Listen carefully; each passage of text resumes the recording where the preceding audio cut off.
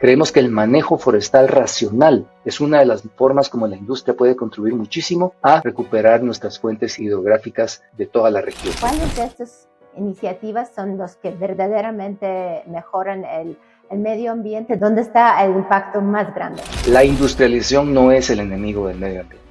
El verdadero enemigo del medio ambiente es la pobreza. ¿Cuál ha sido una de las mejores inversiones personales de tiempo o de energía que has hecho? Los 3 grandes círculos de toda empresa familiar: el círculo de la gestión de la familia, el círculo de la gestión del negocio y el círculo de la propiedad del negocio. El objetivo siempre es crear valor.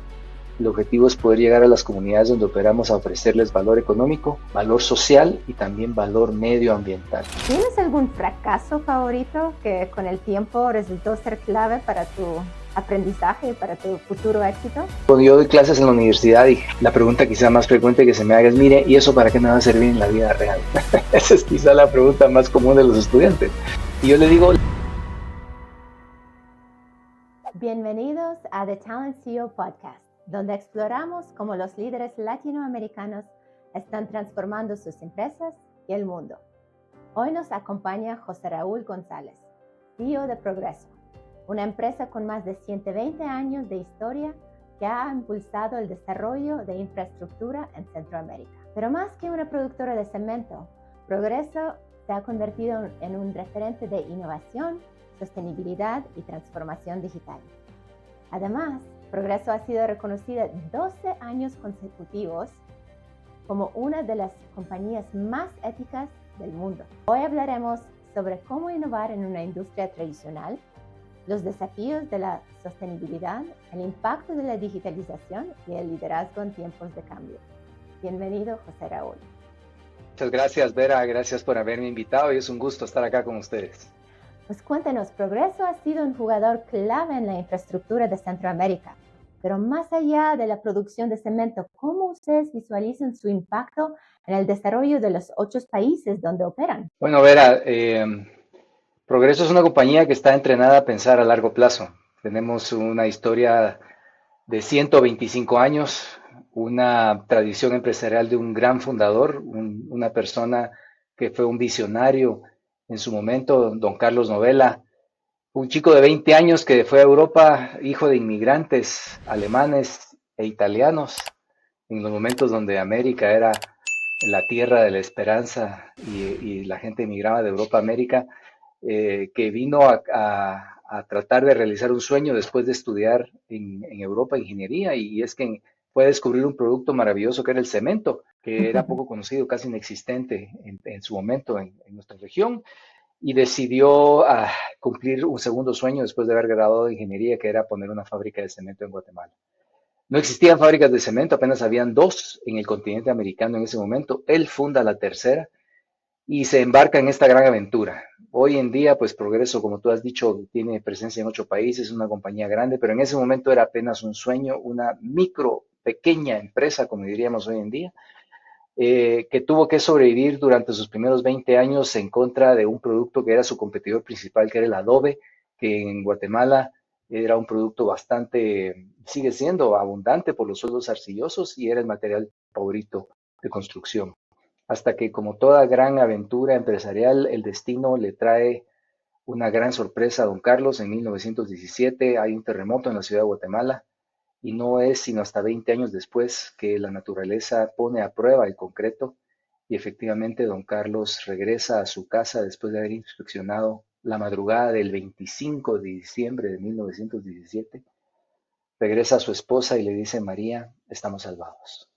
Lo cual quería decir que las estructuras de adobe habían trágicamente colapsado y sus habitantes habían fallecido como consecuencia de la caída de todos los materiales de construcción, mientras que las estructuras de concreto habían sobrevivido.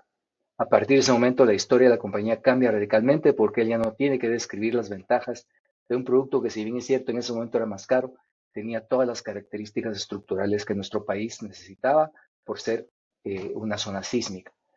Y a partir de ese momento, pues ese espíritu empresarial crece, pero crece también en frente de la adversidad de la primera pandemia del año 17, la famosa fiebre española, la Primera Guerra Mundial, la Primera Gran Depresión, la Segunda Guerra Mundial, el conflicto armado interno en Guatemala, décadas de inestabilidad política, la deuda de la América Latina, la crisis de la década perdida, la segunda pandemia, la crisis de la gran recesión del año 2018.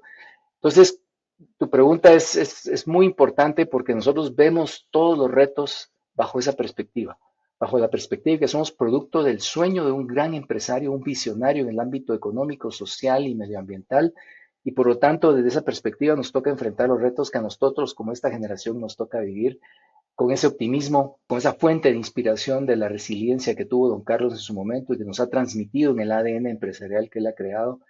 Entonces creemos que tenemos una compañía no para décadas, sino para los próximos 125 años. Excelente. Pues sí, hablando de este pensamiento a largo plazo y esta resiliencia, crisis tras crisis, pues sí, hablando de la crisis del medio ambiente que estamos enfrentando, el cemento genera cerca del 8% de las emisiones globales de CO2 y vemos que muchas de las empresas líderes como Progreso están impulsando estrategias verdes. Pero ayúdanos a entender un poco dónde está la verdadera innovación y dónde es más marketing que realidad.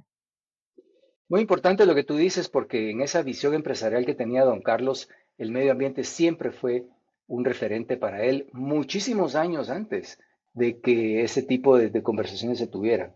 Y entonces hay tres ámbitos importantes en nuestros países en América Latina porque yo creo que tenemos que colocar el medio ambiente en su contexto en donde nos toca. No es lo mismo enfrentar los retos del medio ambiente en Alemania que enfrentar los retos del medio ambiente en Centroamérica.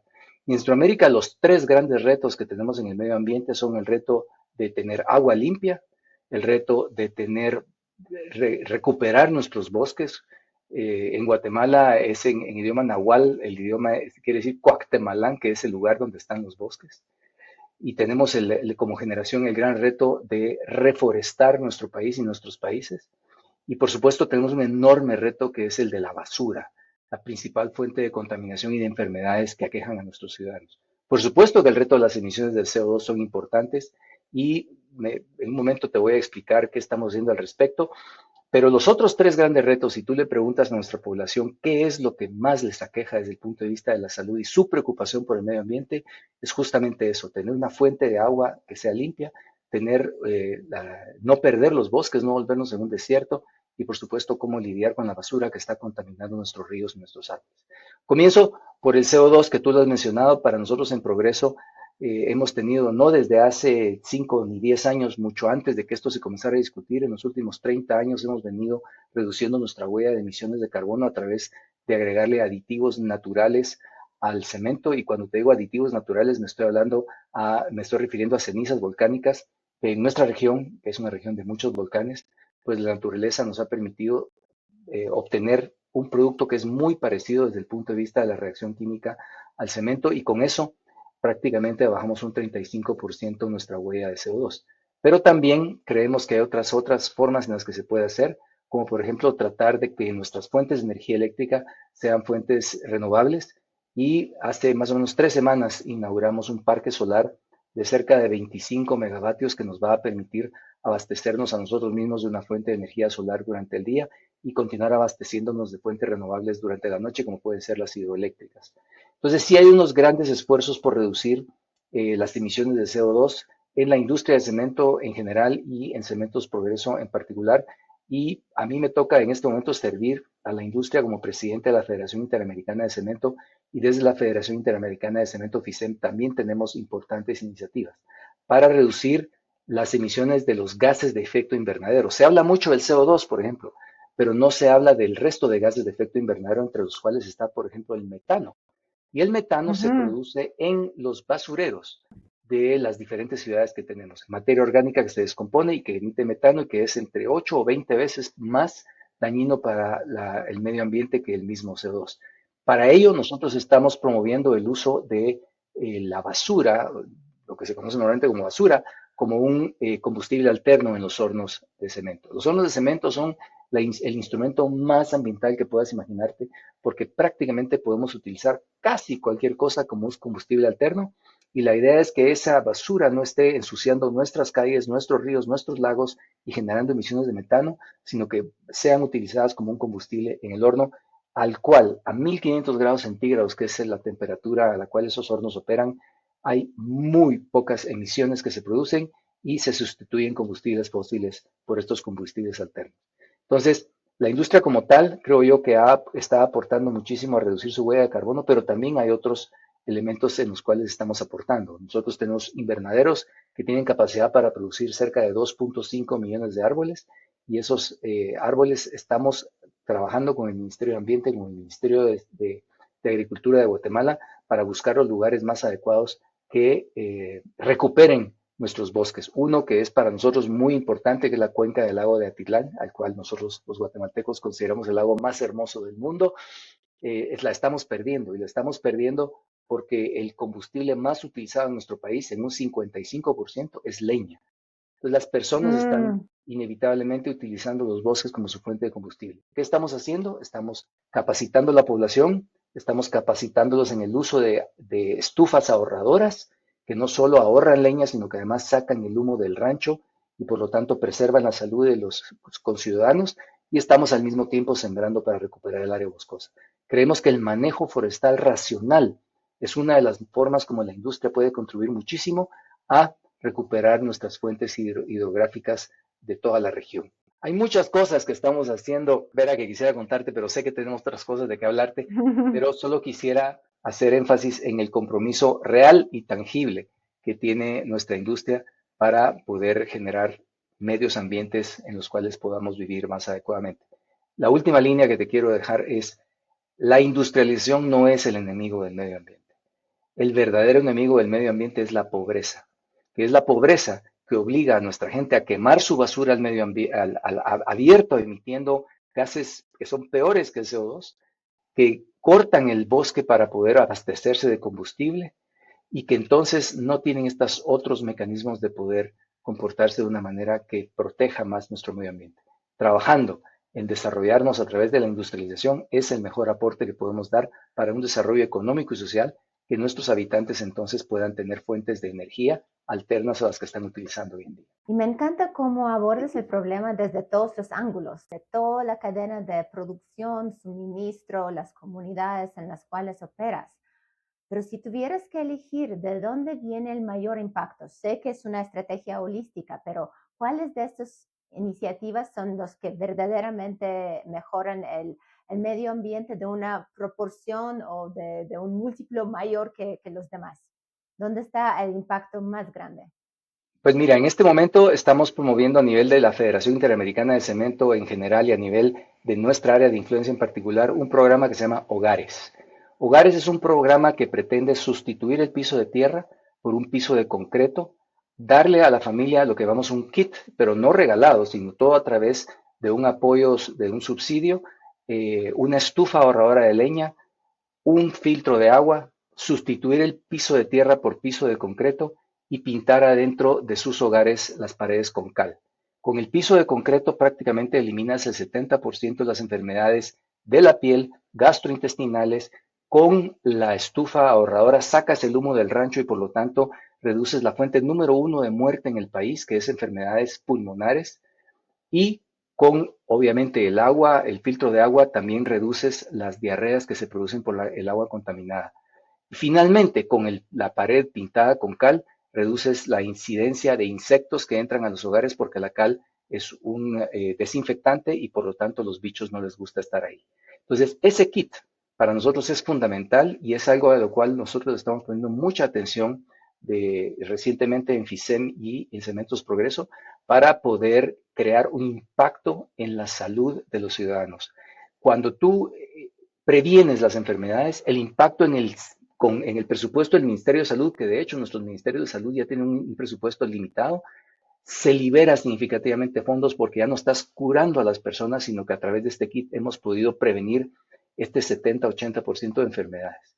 Así que si tú me preguntas qué es lo más importante que estamos haciendo en este momento, estamos buscando solucionar estos problemas de raíz. En Guatemala, cerca de 850,000 hogares padecen de tener un piso de tierra. Nuestro objetivo es comenzar a mitigar eso de esta manera y hemos tenido una experiencia maravillosa en estos 2 años que hemos estado trabajando intensamente con otras empresas, colegas del sector privado Y en Guatemala el gobierno ha adoptado este programa también a través de un programa oficial que se llama Mano a Mano y con el cual pretendemos trabajar también para cooperar y tener ese impacto que es tangible y es concreto en las familias más necesitadas de nuestros países. A nivel de América Latina queremos sustituir 100,000 pisos de tierra por pisos de concreto. Wow, impresionante. Y cambiando un poco el tema a la transformación digital de una industria bien tradicional, ¿cómo has integrado la tecnología como la inteligencia artificial, la automatización, el Big Data en el negocio y la operación de Progreso? Muy interesante también, Vera, porque esto de la tecnología y de la innovación casi que lo traemos impreso en nuestro ADN empresarial, precisamente porque don Carlos fue un gran innovador. Te comentaba que él fundó la tercera fábrica de cemento en América Latina y es la única que ha sobrevivido durante estos 125 años, así que somos la más antigua. Pero no por ello, como pensaría cualquiera, somos viejos, obsoletos, sino al contrario, en ese ADN de innovación nosotros siempre le hemos apostado por la tecnología y siempre buscamos poder tener esa ventaja competitiva en tener las mejores máquinas que sean eficientes en consumos eléctricos, en consumos térmicos, pero también ahora en el campo de la digitalización hemos logrado recibir reconocimientos por el servicio al cliente que se ha dado a través de recibir más del 80 y tantos % de nuestras órdenes de manera digital. Estamos trabajando desde el año pasado introduciendo la inteligencia artificial en 2 hornos de cemento en Guatemala, en uno de cal en Guatemala, y estamos en ese proceso de aprendizaje, o más bien que el algoritmo aprenda de nuestras operaciones para entrar en la fase de que el algoritmo comience a sugerirnos los cambios que se pueden hacer para hacer más eficientes los consumos eléctricos, los consumos térmicos y levantar, aunque sea en un 1%, pero un 1% de un proceso que es enorme, es una gran ganancia. Y también en el ámbito de la tecnología de impresión 3D, sabemos que hoy en día tenemos esta tecnología a nuestra disposición. Trajimos la primera impresora 3D de la región a Guatemala. Hemos hecho ya 2 experimentos con 2 casas. Hemos construido las oficinas de una de nuestras plantas con tecnología 3D y estamos en el proceso de entender cuál es el punto económico adecuado para poder comercializar esa tecnología y por supuesto cuál es la famosa tinta, que en realidad es el concreto que sale a través del dispositivo 3D adecuado para llenar los requisitos técnicos de resistencia, etcétera, que se requieren en un país y en una región sísmica como la que estamos viviendo. Entonces, hay muchísima gente que está trabajando en temas de innovación y en los temas en los que nosotros no conocemos o no nos consideramos competentes, tenemos una compañía que se llama Progreso X, que es nuestro contacto entre las necesidades internas de la empresa y los startups que están allá afuera en ese ecosistema digital, realizando nuevas soluciones a viejos problemas. Y entonces Progreso X es nuestro contacto con todo este mundo de emprendimiento increíble que hay afuera y que nos invita a entender qué es lo que se está innovando, en qué se está innovando y cómo podemos aplicarlo eso de manera interna. Hay un centro de investigación y desarrollo que también atiende las necesidades de nuestros clientes. Entonces yo te diría que en el ámbito de la innovación, a pesar de que es un producto que pudiera pensarse que no se ha modificado mucho en 100 años, lo cual es cierto, sí hay ciertos cambios que se han hecho en la composición química para reducir nuestra huella de carbono, en la innovación del servicio al cliente para poder estar más cerca de ellos, en las nuevas tecnologías constructivas como puede ser la impresión 3D y por supuesto en la maquinaria y equipo que hay disponible que se hace cada vez mejor y más eficiente. El último innovación que hemos hecho fue la construcción de la planta San Gabriel. Es una planta que puede operar en cualquier lugar de Europa gracias a sus estándares de emisiones y de consumos energéticos. Nos sentimos muy orgullosos de haber apostado por la tecnología para poder traer a Guatemala y a la región pues una fábrica que está a los mejores estándares de clase mundial. Y constantemente, a través de Progreso X, estamos buscando qué más podemos hacer.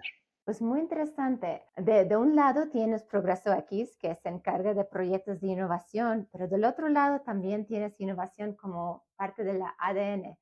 ¿Cómo mantienes este ADN 125 años después del fundador, porque pues incluso muchos startups ni siquiera lo pueden mantener de la serie A hasta la serie C, ¿verdad?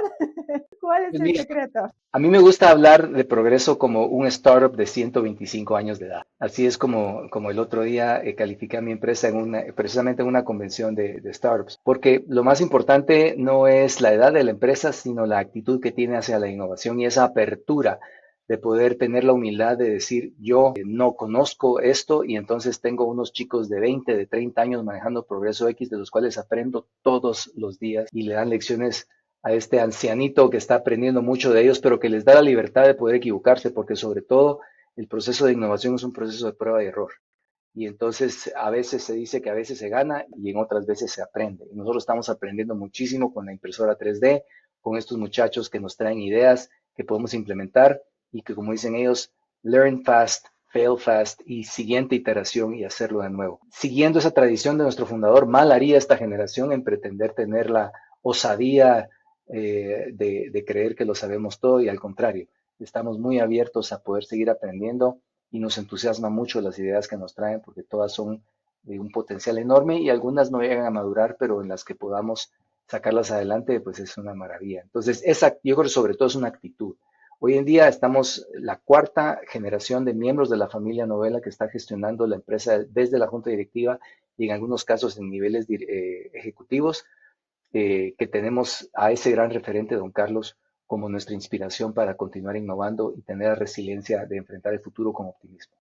Excelente, pues sí, hablando de este impresionante proyecto de 3D Printed Houses, ¿cómo surge? ¿Fue una idea de Progreso X? Y cuéntenos cuánto tiempo les tomó para construir las nuevas oficinas. Llevamos aproximadamente 3 años, si mal no me equivoco, de haber adquirido el equipo.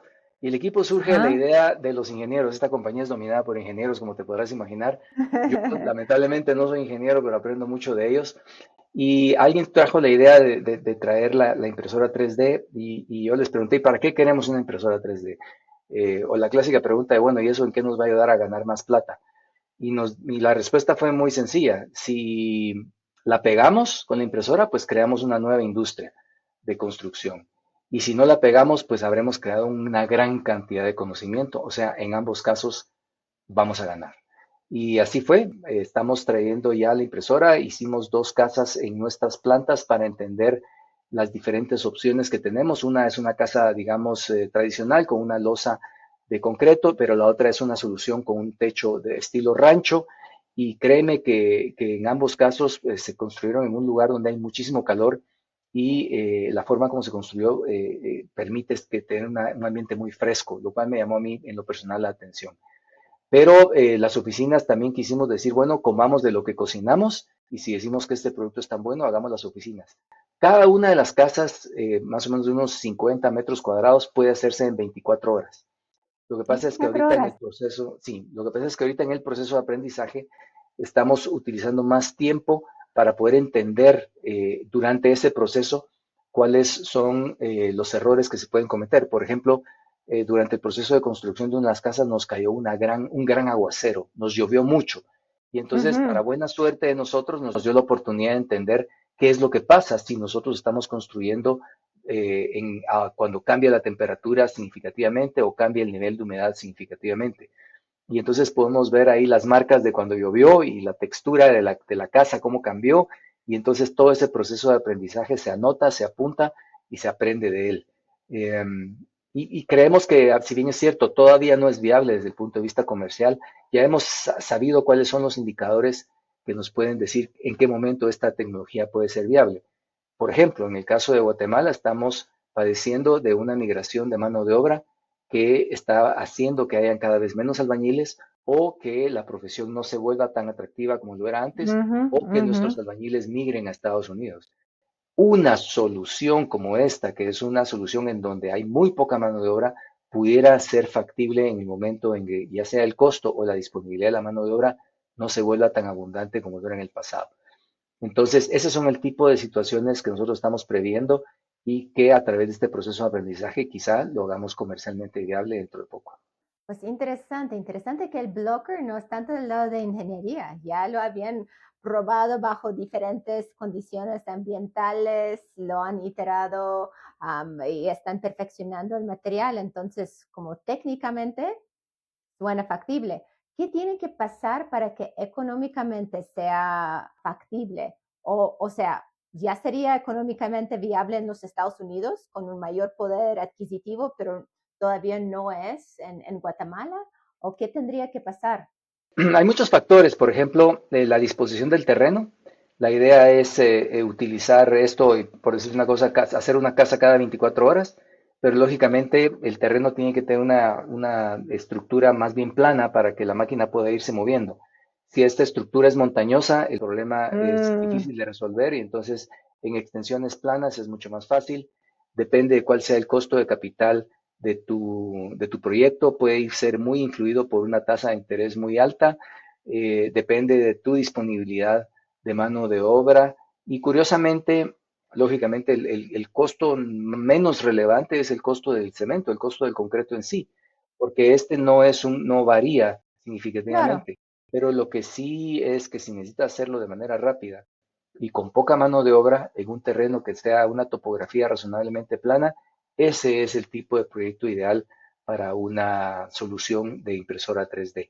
La Okay. geometría de las casas no es un obstáculo, al contrario, la creatividad que se puede tener con la geometría de una casa 3D es casi infinita y se pueden tener contornos muy suaves que se pueden ir diseñando y eso le da desde el punto de vista arquitectónico una atractividad interesante porque pudieras tener casi casas distintas en cada una de ellas con su propia personalidad. Entonces hay un ambiente de creatividad muy interesante que se puede lograr en la impresión 3D, pero como te digo, todavía estamos en el proceso de aprendizaje para ver cuál Ujú. es el punto ideal y espero que en la próxima conversación que tenga contigo te pueda mostrar ya un proyecto concreto. Eso sería genial, porque ahora estás hablando de la construcción, digamos, más horizontal. ¿Podría ser más viable si estuvieras construyendo de manera vertical? O pues allá hay otros retos de... Tiene retos, sí, tiene retos estructurales, pero sabes que lo que más me ilusiona este proyecto es que la mentalidad de los ingenieros es la mentalidad de solucionar problemas. Entonces, justamente el proceso de aprendizaje que estamos teniendo es para poder encontrarle cuáles son los límites de la tecnología e ir un poco más allá de cuáles son las posibilidades más allá de los límites actuales de la tecnología. Y es una cosa interesante porque en realidad Cementos Progreso no está en el negocio de la construcción, pero sí estamos en el negocio de habilitar a nuestros clientes con estas nuevas ideas para que ellos entonces también se entusiasmen y comiencen a experimentar en ese modelo de construcción y seamos nosotros quienes le proveamos de los materiales. Lo que pasa es que hay veces que siempre alguien tiene que arrancar con la idea y no ha sido esta la primera vez que nosotros experimentamos con nuevas tecnologías. En el pasado, muchas de las carreteras en Guatemala eran hechas de asfalto y nosotros trajimos la primera máquina que creaba carreteras de concreto. Y Ujú. entonces, no para que fuéramos constructores de carreteras, sino para demostrarles a nuestros clientes que el concreto tenía otras ventajas que tenía sobre el asfalto, menor mantenimiento, mayor capacidad de frenado de, de los vehículos desde el punto de vista ambiental, un mayor reflejo del calor que se genera durante el día y por ende es ambientalmente también más favorable, etcétera. Entonces, para poder entusiasmar a las personas en adoptar esa tecnología, pues nosotros trajimos la primera con máquina que colocaba concreto y de esa manera entonces creamos una nueva industria a través de entusiasmar a nuestros clientes. Excelente. Pues y hablando un poco de la gobernanza corporativa de una empresa familiar, muchas empresas familiares ya mueren en la tercera generación, ya Progreso va para la cuarta y pues sigue creciendo, sigue innovando. ¿Cuáles han sido las claves de éxito de mantener la tradición, pero también seguir creciendo con una buena gobernanza corporativa? Excelente pregunta, porque es cierto lo que tú has dicho, la tercera generación siempre tiene ese gran reto. Yo creo que en el caso nuestro, y que conste que en Guatemala hay muchas empresas centenarias, y en el caso de lo que yo te podría decir que ha funcionado con nosotros, es que la familia ha tenido muy claro esos tres grandes círculos de toda empresa familiar. El círculo de la gestión de la familia, el círculo de la gestión del negocio y el círculo de la propiedad del negocio, porque no todos los familiares son accionistas, ni todos los accionistas sí son miembros de la familia, pero no todos participan tampoco en la administración. Y entonces ese balance entre esos tres círculos le ha dado muchísima estabilidad a la gestión del negocio. Por ejemplo, la familia Novela tiene un consejo de familiar Novela, en el cual ellos se Ujú. preparan a las próximas generaciones, ya sea para ser buenos accionistas, para ser buenos ejecutivos en la empresa o para ser buenos miembros de la junta directiva de la empresa, teniendo como gran referente los valores del fundador, que ahora han quedado documentados en un documento que se llama la Agenda de Liderazgo, cuyo fundamento es el Código de Valores, Ética y Conducta de Progreso, sobre el cual nos tenemos que regir todos los trabajadores de Progreso, pero también todos los accionistas y todos los miembros de la familia. Entonces hay una comunidad de valores que nos permite ver más allá del próximo trimestre, del próximo semestre, sino ver a la próxima generación. Entonces, esa manera de manejar la familia, el negocio y la propiedad del negocio ha sido la clave del éxito, en donde las tres ramas de la familia que hoy en día manejan la operación se han logrado organizar y nombrar a un CEO, como lo soy yo, que no es miembro de la familia. A partir de los años 70, más o menos en el caso de Progreso, el CEO, el gerente general, ha dejado de ser un miembro de la familia y ha sido un personaje que no, que no tienen ningún conflicto familiar en el caso de que tuvieran que prescindir de sus Ujú. servicios, lo cual les da a ellos una enorme libertad y una fuente menor de conflicto potencial. No es algo que haya quedado estatutariamente, es algo que muy eclécticamente ellos han visto que funciona y lo han querido preservar. Entonces hay una serie de secretos que se ha manejado en el caso de Progreso que creo yo que han sido la clave de su longevidad, pero sobre todo el fundamento es esa cultura que se ha creado a través de la agenda de liderazgo, donde los valores del código, valores ética y conducta y los comportamientos de la agenda de liderazgo son el cemento que nos mantiene unidos, enfocados en una gran visión y un gran objetivo, un propósito trascendente, que es construir juntos el país donde todos queremos vivir. Para mí, esa es la gran lección, fácil de decir, pero muy Difícil de complicado ejecutar. de implementar. Y tampoco, ni siquiera te diría que es conveniente replicarlo, porque cada negocio familiar es distinto, cada situación es diferente, pero yo creo que basar tu comportamiento en valores es un buen comienzo. Y hablando un poco del consejo de administración al cual tú reportas, pues obvio tenemos los miembros, los consejeros propietarios de la familia, pero también tienen consejeros independientes. Sí, en el pasado hemos tenido diferentes consejeros independientes. Hoy también nos acompañan dos consejeros independientes y han sido una enorme fuente de sabiduría, afortunadamente, muy bien elegidos. Y los miembros de la familia no tienen, digamos, menor mérito, puesto que si bien es cierto, son miembros de la familia, ninguno de ellos trabaja propiamente en Progreso. Han tenido la experiencia de trabajar en la empresa, pero lo que sí no pueden ser es ejecutivos y directivos al mismo tiempo. Entonces ahora lo que tenemos son miembros jóvenes de la familia que han sido ejecutivos y que han ahora asumido la responsabilidad de ser miembros del Consejo de Administración, lo cual es una combinación muy poderosa porque ellos han pasado por los Claro. diferentes rangos a lo largo de 25, 35 años de experiencia y ahora ocupan una posición directiva y ven el negocio desde otra perspectiva y por supuesto con una enorme experiencia. Pero no solo nos hemos nutrido de ex ejecutivos que son miembros de la familia, sino también tenemos directores que son empresarios de sus propios méritos, que son empresarios sumamente exitosos y que traen esa otra experiencia de otros negocios y de otras perspectivas. Entonces yo te diría que la junta directiva es muy diversa en ese sentido y sobre todo hoy tenemos un presidente de lujo que es Stephanie Melville, que tiene su propia trayectoria como abogada corporativa en bancos internacionales y que está cumpliendo hoy su segundo año de servicio como presidente de la junta directiva de la empresa.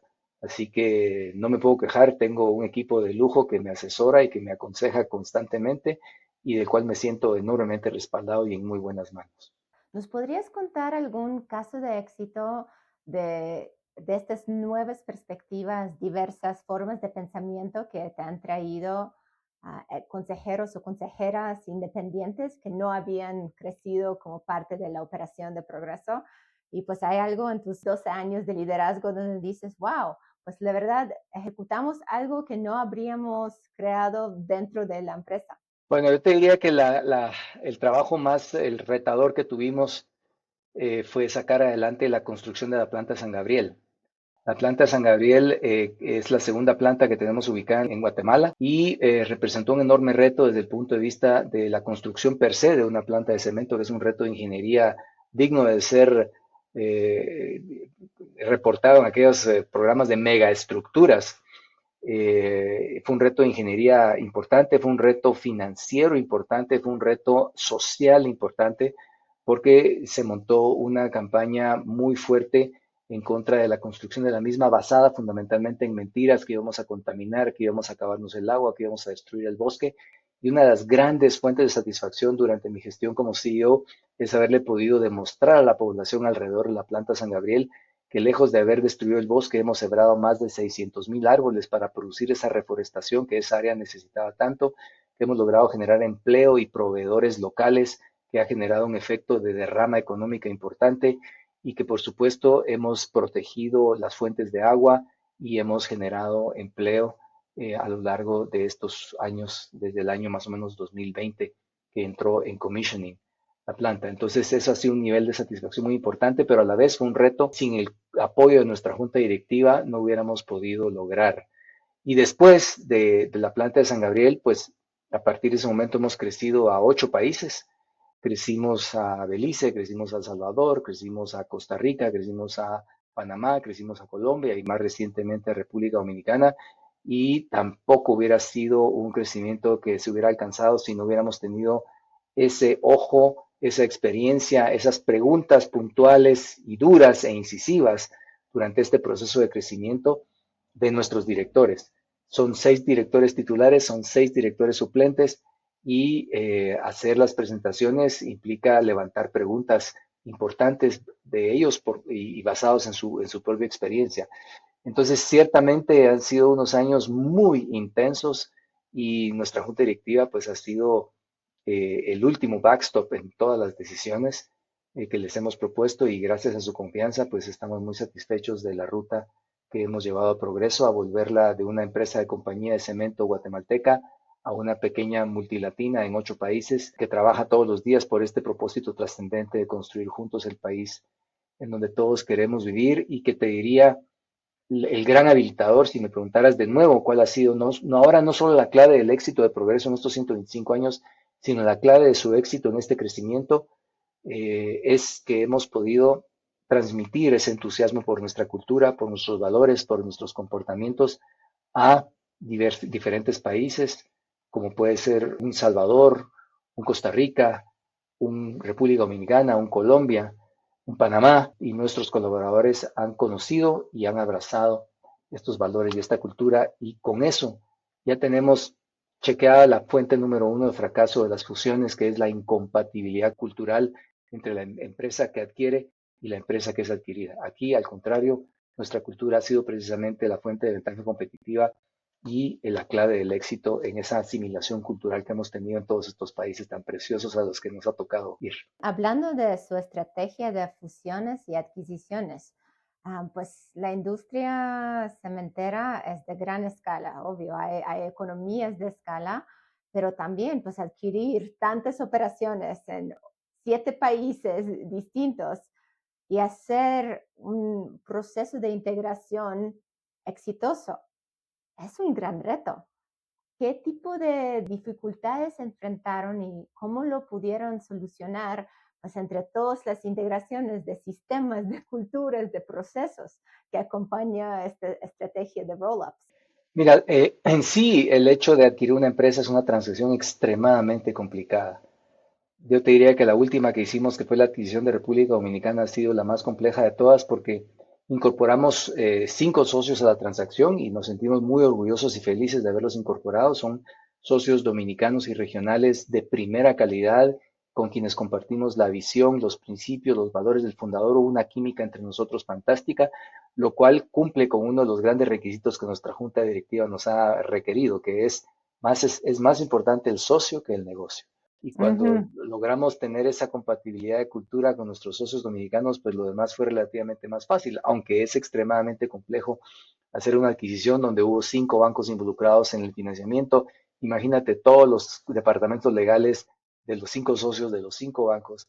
O sea que sí es un proceso muy complejo, muy desgastante, pero al final nos dejó la gran satisfacción la semana pasada de hacer el lanzamiento de nuestra agenda de liderazgo, que es la base de nuestra cultura, y ver cómo nuestros hermanos de la familia Progreso de República Dominicana nos han abierto las puertas de su empresa y de su corazón para tener una combinación cultural perfecta. Ahora, como todo parto, hay dolores de parto y tú has mencionado muchos de ellos. La integración de los sistemas de información es un dolor de cabeza y no hay otra manera que enfrentarlo y trabajar muchísimo y dedicarle muchas horas a hacerlo. Lo hicimos en el caso de la integración de Costa Rica y El Salvador, lo estamos sufriendo ahora en el caso de República Dominicana, pero mira, esto es parte del día a día y creemos que todo con buen trabajo, con buena voluntad, con buena actitud, con buena disposición, como lo hemos visto, es superable. Y así es, no hay que hacerle el feo a todos los retos que tenemos por delante, porque si no, no hubiéramos logrado poder crecer la compañía hasta donde la hemos llevado. Y que conste que el crecimiento nunca fue el objetivo siempre es crear valor. El objetivo es poder llegar a las comunidades donde operamos a ofrecerles valor económico, valor social y también valor medioambiental. Y con eso pues llevar un poquito de la filosofía empresarial de nuestro fundador a otras latitudes y tener esa gran satisfacción de ver a las comunidades florecer y crecer con nosotros. Tenemos una gran bendición. El cemento, como te mencionaba anteriormente, es un producto que representa civilización, representa salud, representa dignidad en un hogar digno y para nosotros eso es lo que vendemos. No vendemos un material de construcción, vendemos un hogar donde puedas tener los momentos más hermosos con tu familia, vendemos la salud que te puede representar el hecho de tener un piso de concreto en lugar de tener un piso de tierra, vendemos desarrollo económico con la infraestructura que se crea a través de nuestro producto y sí, también tenemos mucho que aportar en el ámbito ambiental, pero estamos dispuestos a hacerlos con ese mismo entusiasmo con el que hacemos todo lo demás.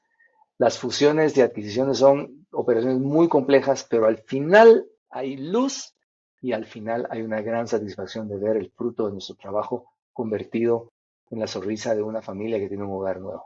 Y cambiando un poco para cerrar en una nota más personal, ¿cuál ha sido una de las mejores inversiones personales de tiempo o de energía que has hecho? Mira, ¿qué te puedo decir?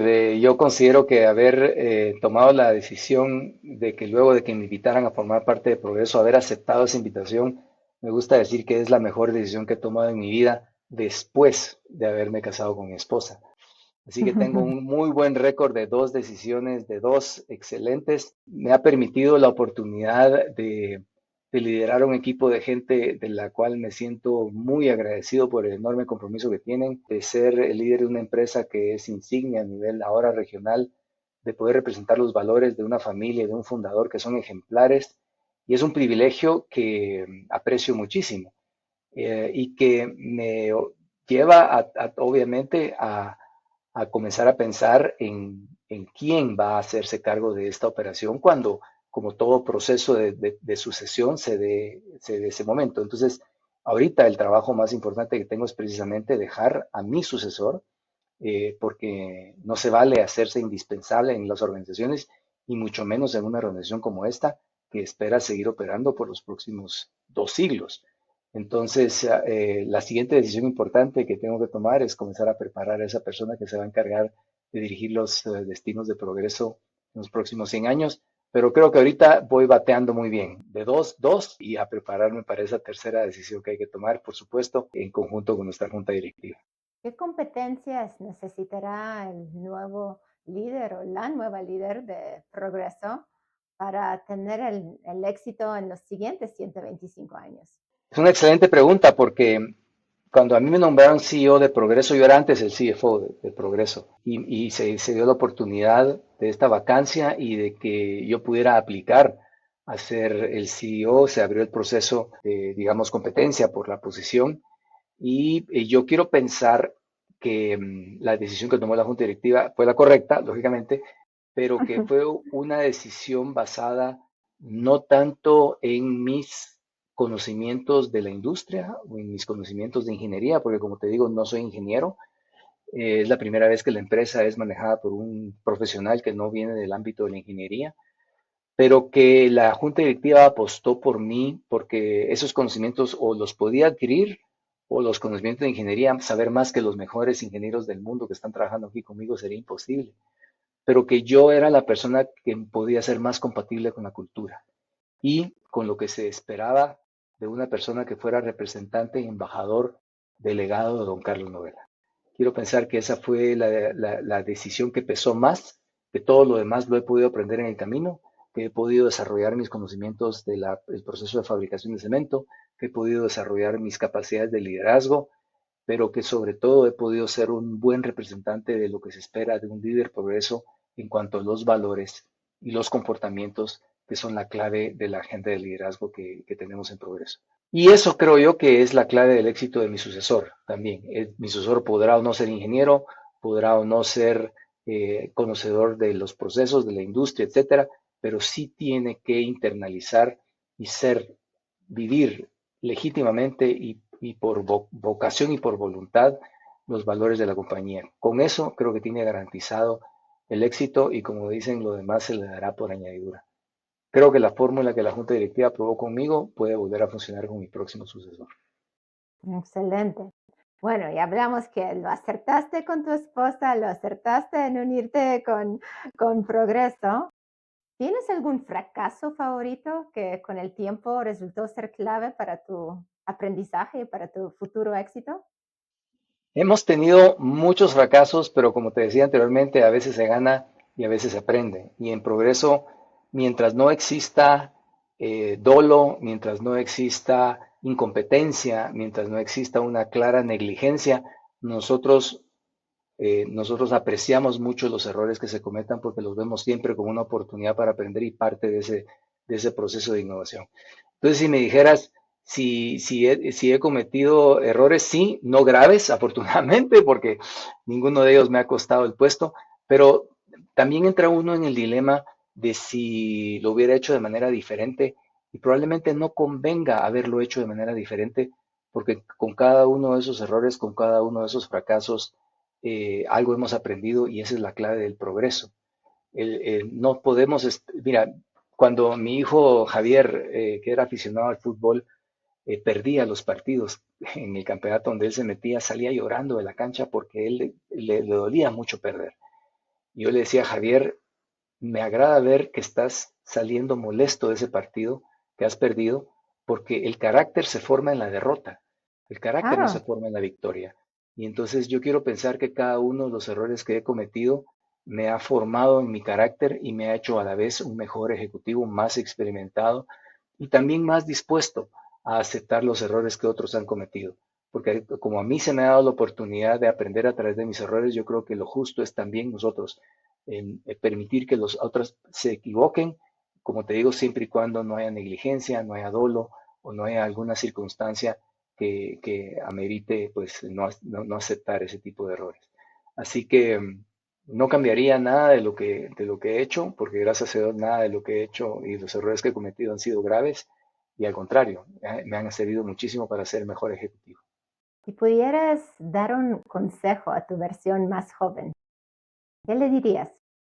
Bueno, a mi versión más joven le diría que estudiara más y que sea más paciente y menos impulsivo o menos impaciente. Todo lo que uno aprende en esta vida es importante, aunque en el momento en que uno pareciera que lo está aprendiendo no sirve de nada. Bueno, yo doy clases en la universidad y frecuentemente la pregunta quizá más frecuente que se me haga es, mire, ¿y eso para qué me va a servir en la vida real? Esa es quizá la pregunta más común de los estudiantes. Y yo le digo, la verdad, no sé para qué le va a servir en la vida real. Le va a servir para ganar mi clase, eso sí le puedo garantizar. Pero de ahí en adelante uno nunca sabe dónde va a terminar. O sea, si tú me hubieras dicho cuando yo era estudiante de administración de empresas que iba a terminar manejando una compañía que es básicamente una compañía de ingenieros, jamás me lo hubiera imaginado porque yo no sabía nada de ingeniería. Sin embargo, tuve, digamos, la paciencia y la sabiduría de poder confiar en los mentores que tuve, en los profesores que tuve, de decir quizá esto me sirva más adelante, no sé para qué, pero me sirva para más adelante. Así que a mi versión más joven le diría, estudia más, lee más y sé más paciente para poder apreciar que las cosas que uno aprende, uno no sabe en qué momento le pueden servir. Y esa es la gran lección que yo estoy tratando de hacer con mis propios alumnos, con mis propios hijos, con mis colegas de trabajo, de decir, mantengan la mente abierta y tengan fe que mientras exista rectitud de intención, Dios los va a ir guiando por el camino. No sean tan impacientes, confíen en Dios. Y esa es la clave para poder salir adelante. Excelente. Pues muchísimas gracias, José Raúl, para compartirnos sus aprendizajes de tu versión más joven, los consejos que le darías, los consejos que estás dando a los futuros líderes de Latinoamérica y toda la historia súper inspiradora de Cemento Progreso y cómo ha convertido en un referente de innovación, transformación, desarrollo y sostenibilidad en Centroamérica. Gracias a ti por la oportunidad. Lo hacemos desde la casa impresa para que la gente pueda apreciar la arquitectura que tú vas a ver. Y de nuevo, en nombre de toda la familia Progreso, te agradezco la oportunidad que nos has dado para poder decir un poco lo que hacemos y con toda la humildad del caso, invitarlos a tener sueños. Don Carlos Novela decía, se vale soñar, ¿cuál es tu sueño? Así que con esas palabras quisiera terminar esta entrevista y te agradezco la oportunidad que nos has dado. Muchísimas gracias. A ti, felicidades. ¿Tienes alguna experiencia relacionada con este episodio que quieras compartir? ¿Quieres que hagamos alguna pregunta concreta en próximos episodios? Deja tus comentarios abajo. Gracias por tus ideas.